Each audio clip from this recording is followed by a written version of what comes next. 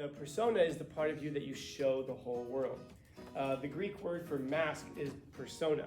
So you think of it as like there's a mask that we wear, and we imprint whatever image we want onto this mask. So for example, you guys walk in the morning, I go, how you guys doing? Good. I look at you, I'm like, no, man, you're dying inside. You can kind of see it. So why do we say good? Sorry, good. In other words, we present a mask that we show the rest of the world. And then you leave this class and you go to nutrition, so you're about to see your friends. So you have to put that one in your back pocket, and then you change out and you put on your other mask that you show your friends. And then take out that mask because you go to your, you go home afterwards. And then when you go home, you put on your other mask. And so what that means is you've got these 3 or 4 or 10 or 50 personas that you portray to the world, that you show the rest of the world.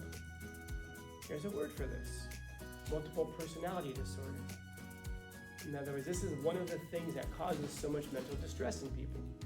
The fact that you're so many different people at so many different times, the real you never really gets a chance to establish itself. And then the deeper that you go into this, the more frightening it is. Because what if the rest of the world finds out? What if you're, you're in here, but instead you wear the wrong mask and you wear the mask that you wear at home. And all of a sudden we realize there's a difference between the two. Again, we present these masks of who we wish that we were, or better yet, who we think the world wants us to be. And of course, most of us aren't willing to deal with the dark parts of ourselves, but because we're afraid of what we're going to find there. But I can promise you that the things that you need to find in your life, the things that you really need to find in your life, you're going to find them in the places that you least want to go. You're going to find them in the darkest parts of yourself.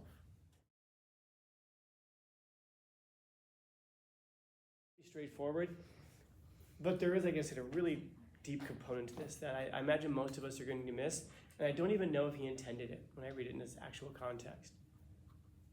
But knowing Mark Twain, it wouldn't surprise me if he knew it.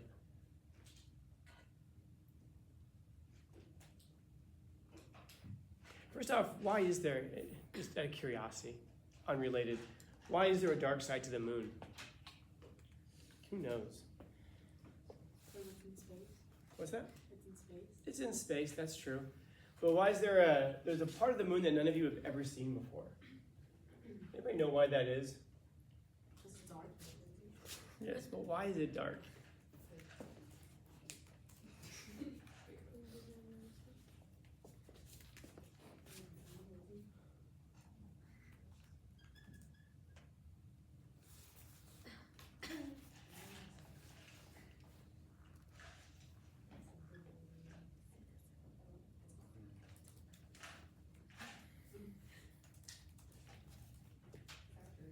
What's that? Is that Earth? Of course it's Earth. What's that little space supposed to be on the right? Over here? Yeah. Hawaii. That's Europe. Oh. See, it seems pretty mystic. Yeah, because what's right here in the center of the Earth is the biggest place, the only place that matters? Russia. No. United States, yeah. Everything else doesn't matter, except for Australia, but that's just because they're far away and they got kangaroos. And I like kangaroos. So we'll let Australia live. And then Europe, I still like the Renaissance, so we'll let them live too. But this is Earth, and that's about as much of the Earth as I can draw. You guys ever see like maps of the globe, by the way, that are to scale, so you can see how big things actually are? It is unreal when you see how big Africa is, man.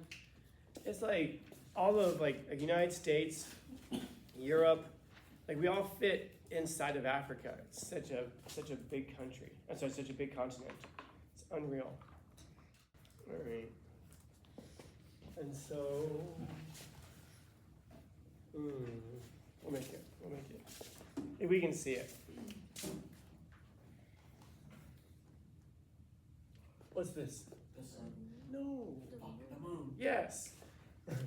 Come on, it's yellow. It's quite clearly the moon. That's what I was wrestling with. I'm like, what do I make orange? What do I make yellow? Oh, fuck. Damn it. What is this? The sun, okay. So this goes back to the posters you guys were drawing. I was saying it's okay to label things sometimes. Sun. Because the sun isn't a ball, it's plasma. You know, so it's like constantly just like undulating. All right. So there's a side of the moon that we see, and then of course there's a side of the moon that we never see. Now, why don't we ever see this side of the moon over there? What's that? All right, at the same time. 1, 2, 3. Because the sun what? True. But why doesn't the sun reflect on it? It's one of the reasons that we're all here. Because the moon doesn't spin. Yeah, it's tidally locked. So the moon doesn't rotate. The moon just does this. So the moon goes around us, but it's the same side always faces us. It doesn't rotate. So there's a back part of the moon over here. So that's pretty cool because that gives us rise to all kinds of conspiracy theories. Because there's a dark side of the moon, that must mean that there's only one thing that could be over there, right? Secret alien bases. So yeah, if you've never seen it before, we populate the unknown with our imaginations. This is where a lot of those conspiracy theories come from. And then there's also a conspiracy, not even a conspiracy theory, but there's a theory that the moon is hollow, which it might be. I'm almost convinced of this one. But you never see the backside of it because the sun never gets over there. Now the funny thing is when people say, we've never seen it before, that's not true. We have seen it many, many, many, many, many times. Because when you go to the moon, you have to orbit around the moon. So we have astronauts who've seen the dark side of the moon before. Turns out it's not so dark. But China landed some probes over there earlier this year or last year, I think it was. Anyway, so so far so good? Okay. So now where does the light from the moon come from? You're hitting it. Where's the light from the moon come from? Yeah, good. So the sun. So light from the sun reflects off the moon, and that's the light that we see. Okay. So everyone's a moon, and has the dark side, which you never show anybody. So straightforwardly, we've got these two sides of ourselves. You've got the persona, and you've got the shadow. The persona is the part of you that you show the whole world. The Greek word for mask is persona. So you think of it as like there's a mask that we wear, and it's the part that we show the rest of the world, and we imprint whatever image we want onto this mask. So for example, you guys walk in the morning, I go, all right, how you guys doing? Good. I look at you, I'm like, no, man, you're dying inside. You can kind of see it. So why do we say good? Sorry. Good. In other words, we present a mask that we show the rest of the world. And then you leave this class and you go to nutrition, so you're about to see your friends. So you have to put that one in your back pocket, and then you change out and you put on your other mask that you show your friends. And then take off that mask because you go to you go home afterwards. And then when you go home, you put on your other mask. And so what that means is you've got these 3 or 4 or 10 or 50 personas that you portray to the world, that you show the rest of the world. There's a word for this: multiple personality disorder. In other words, this is one of the things that causes so much mental distress in people. The fact that you're so many different people at so many different times, that really you never really gets a chance to establish itself. And then the deeper that you go into this, the more frightening it is. Because what if the rest of the world finds out? What if you're you're in here, but instead you wear the wrong mask and you wear the mask that you wear at home. And all of a sudden we realize there's a difference between the two. Well, now which one are you? Oh, shoot. And you have to make quick moves to try to reconcile these things. Because we're still trying to establish who we are. But rather than establishing who we are, again, we present these masks of who we wish that we were. Or better yet, who we think the world wants us to be. And then you've got this other part of you, the shadow part of yourself. Those are the parts that are largely in your unconscious, but those are the things that you would never want to show the rest of the world or talk about. That thought that you have that you hope nobody ever finds out about, or those intrusive thoughts that pop into your head that you can't control, or how you really feel about that one person, or how you really feel about yourself. And you carry out this whole process of suppressing those feelings, those thoughts, those ideas, and instead presenting this persona that we hope the world sees anyway. So there's this constant process of trying to suppress the shadow part of yourself. The problem is that we're suppressing the shadow part of ourselves, and then you do that enough, you create enough pressure, then bang, the real you shows up. You ever see someone who gets, or maybe some of you, get so angry that you like punch a wall? And then you're like, oh my God, why did I do that? I would never do that. That's not me. And then if you have, maybe you have friends or significant others who will make those excuses for you. That's not who they really are. Well, then why did you do it? It is who you are. Under those circumstances, under those conditions, with those mental states going on. How do I know that a tree is an apple tree? Well, I look at it and an apple comes out of it. So I know this tree is an apple tree. I know a tree is a lemon tree because I can see the lemons come out of it. I've never seen an apple tree that gives off lemons. I've never seen a lemon tree that gives off grapes. These things don't exist. The reason that it gives off apples is because that's what's in it. The reason that you punched the wall and got so angry is because that's in you. And you can say as much as you want, but that's not who I really am. It is who you really are. The problem is that we can't look at that and realize, shoot, that is who I really am. And if that's who I really am, well then I need to be aware of it so that I don't allow myself to get to that line again in the future. I guess one straightforward way of thinking about it is, I have friends who, like I said, most of my friends from high school are dead or in jail or in rehab. But the ones I know who got addicted to cocaine, I've asked them, how come you don't use cocaine anymore? Because they went through the process of detoxing and all that, and they all, 100%, all give me the same answer. Because it's not in front of me. So if it was in front of you, you'd use it. Yes. And you'd risk everything. Yeah, because it's a chemical dependency. So what is it? So how do they stay off of it?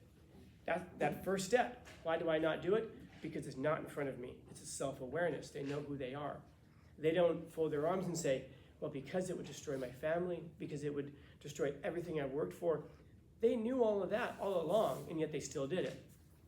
The only thing that stops them from doing it is to not be in front of it. But also, more primarily, it's the self-awareness to not put themselves in the position such that they would ever use it. Now, the same is going to be true for a lot of these things in your life. You get in an argument with somebody, you get mad, and you punch a wall. What that tells you is, there's your line. You walked up to that line, you get angry, and you punch the wall. So now what do you have to do? Be aware that that's the line and not approach that line. Or at least know that when you're approaching that line, that you're approaching that shadow part of yourself. And that the more you try to suppress it, eventually it's going to explode and pop through. And now you can use that information. You're talking to your friends, talking to significant others, talking to your family. Now you know, I'm approaching that line. This conversation is getting me really angry. I'm approaching that line. Now you can tell people, listen, we need to stop talking right now because I'm getting really angry and nothing good is going to come from this conversation. And it's just going to cause both of us to say things that we don't want to say. Let's chill out, come back in an hour, whatever, come back in a day, whatever. Now, yes, you will have people who are going to say, well, no, we're not done with this conversation yet. We're still going to talk about this. And you can warn them, seriously, it's not going to be productive. I want to solve this problem. But the more that we argue, the worse it's going to get. And it's going to take us farther away from a problem. Of course, that's a very mature way to approach things. It's a very difficult way to approach things when you're in the middle of being super angry. But that's what's necessary. That's what that self-awareness brings you. If there's an area of your life that you know that you're particularly weak in, you're heavily tempted in it, the best way to avoid it is the best way to not fall to it is just know that, accept it about yourself, as terrible as it is. And then once you do that, you start a process called individuation, which is to take that shadow part of yourself, which you make aware, because until you become aware of the unconscious, until you make the unconscious conscious, then you're going to do what you've always done. And you're going to say it's fate, or you're going to blame it on your astrology sign. I can't help it. I'm a Capricorn. No, as soon as you become aware of it, you can control it. And then you take that dark side of yourself, and then you combine it with your persona, and now that's the real you. persona, from the shadow, individuated, assimilated together. That's the whole you. And you accept that part of you. You accept all of that as being the real you. Now you know what your limits are. And of course, that doesn't mean that your limits are concrete. You can test them and push them and become better and stronger, of course. But you can't become stronger until you are aware of them. I was watching this thing last night on Netflix called I'm a Killer. Maybe you guys watch this. It's people who, exactly what it sounds like, people who've committed murder, and they're being interviewed. And there's this guy who's been in prison for 27 and a half years for murder he committed when he was, I think, 16, if I'm not mistaken. And there's a video of him committing the murder. And he's claiming, as he's talking to the camera, that when he shot this clerk, he didn't know the gun had a bullet in it. He thought the gun was unloaded because the people who handed him the gun told him it's unloaded. And then so he's saying, you know, I don't deserve to be, forgiveness. He said, but I want to make more of my life. It isn't like I deserve to be let free. I just want to be let free so that I can make something more of my life than just be a murderer. And you're listening to this guy, and there's no doubt there's a great deal of remorse in him. I mean, like real remorse. There was an episode right before that one where there was a guy talking about setting up these programs. He's in prison for murder. There's not very much remorse from that guy at all. You can tell he's just saying the right things. But the second guy, man, he means this. And so there's a surveillance video of him shooting the clerk that he was in prison for having murdered. And you can see him where he's like, he has the gun on the guy, he squeezes the trigger, and he's like looking at it, and he's like racking it, and then he points again, and he squeezes the trigger again. That completely shoots down what he said. That completely shoots down what he said, which is he didn't think it was loaded. He squeezed the trigger, nothing happened. If it was unloaded, that wouldn't have surprised him. But it did surprise him. That's why he went to look at it and was trying to fix it. And then he shoots the guy and kills him. And when they present him with that, you can see all the wheels turning in this guy's head. And he just says, he said, yeah, that's what the video shows. He says, I can see that. And he's shaking his head, and it's complete introspection. He's saying, I've been telling myself this for 20 years. And I don't know if this was a coping mechanism. You see his eyes welling up, and he says, I'm not as close to rehabilitation as I thought I was. Because I've never dealt with the fact that I knew the gun was loaded. And they show him like a statement he made when he was first arrested, which he seemed to acknowledge that he knew it was loaded. And his eyes are welling up, he's about to cry, because he's hit with this realization of who he really is. And he's just like, I'm nowhere near being close to being rehabilitated. I'm not who I thought I was. You see that process of that shadow and that persona becoming individuated at that point. And you can look at that guy and go, that's a guy who's probably worthy of redemption, man, because he's dealing with those dark parts of himself. And of course, most of us aren't willing to deal with the dark parts of ourselves, but because we're afraid of what we're going to find there. But I can promise you that the things that you need to find in your life, the things that you really need to find in your life, you're going to find them in the places that you least want to go. You're going to find them in the darkest parts of yourself. That's one of the things that makes the hero the hero. The hero doesn't go off and do heroic stuff necessarily willingly at first. It's like they're almost being forced to. That's who they are. Oh, who are you? First and foremost is you're a human. And you've got these two parts of yourself. And to fulfill what it is to be a human is to individuate, to go into those dark parts of yourself, to figure out why you are the way that you are. Who you are. And then accept it. And then once you accept it, you can make it better. But you can't make it better until you accept it, until you accept who you are. And so, everyone's a moon, has a dark side. But it's a dark side that we never show to anybody. Anybody. No exceptions. Including ourselves. Questions? Comments, concerns, complaints, criticisms, critiques? Happy Monday.